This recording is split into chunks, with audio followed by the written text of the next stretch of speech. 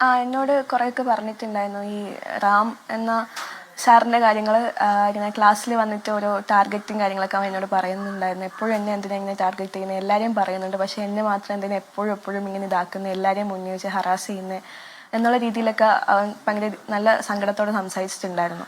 അവൻ എന്തായിരുന്നു മറുപടി പറഞ്ഞിരുന്നത്? ധൈര്യമായിട്ട് നേരിടണമെന്ന് ഉപദേശിച്ചോ? എന്തായിരുന്നു പറഞ്ഞിരുന്നത്?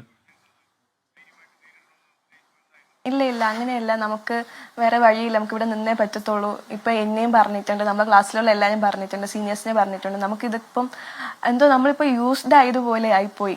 കേട്ട് ഓക്കെ ഇനി എന്തും കേൾക്കാനുള്ള ഇതായി എന്നുള്ള ഒരു രീതി പോലെ ആയിപ്പോയി. ഒരു ട്രോമയായിരുന്നു ആ സാമാനങ്ങളൊക്കെ പറയുന്നത്. ഈ ഡോക്ടർ റാം ഒരു ആന്ധ്ര സ്വദേശിയാണ് എന്നാണ് പറയുന്നത്. അതിന് PhD ഒക്കെ സ്വന്തമായിട്ടുണ്ടെന്ന്. PhD ആണോ മറ്റേ ഡോക്ടർ ഇതാണോ? എന്തായാലും ഉണ്ടെന്ന് ഞാൻ മനസ്സിലാക്കുന്നു. അപ്പോൾ ഈ ഡോക്ടർ റാമിനെ കുറിച്ച് പൊതുവേ ആ കോളേജിലെ കുട്ടികളൊക്കെ തന്നെ പരാതി പറയുകയാണ്. കീർത്തി ഒരു സീനിയർ ആണല്ലോ. കീർത്തി, നിങ്ങൾക്ക് എങ്ങനെയാണ് ഈ ഡോക്ടർ റാമിനെ കുറിച്ച് അനുഭവപ്പെടുന്നത്? നമുക്ക് ഫസ്റ്റ് ഇയറിലും തേർഡ് ഇയറിലുമാണ് ഇത് ഓറൽ പാത്തിൻ്റെ ക്ലാസ്സസ് വരുന്നത്.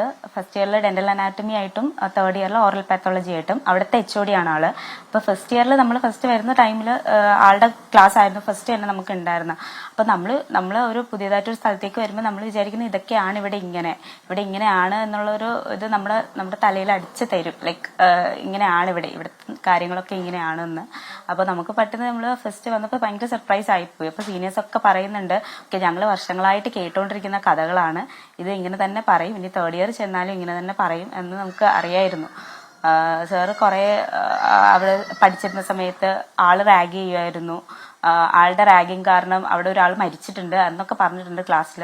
അപ്പോൾ നമുക്ക് അതിലൊക്കെ എത്രത്തോളം വാസ്തവം ഉണ്ടെന്ന് അറിയത്തില്ല. ബട്ട് ആള് ഒരു 100 പേരിരിക്കുന്ന ക്ലാസ്സിലൊന്നും ഇതൊന്നും പറയാൻ ഒരു മടിയില്ല. അല്ലെങ്കിൽ ഒരു വട്ടമെങ്കിലും ഒരു സ്റ്റുഡൻ്റെങ്കിലും ഒന്ന് തിരിച്ച് പറഞ്ഞിരുന്നെങ്കിൽ മേ ബി പറയത്തില്ലായിരിക്കും.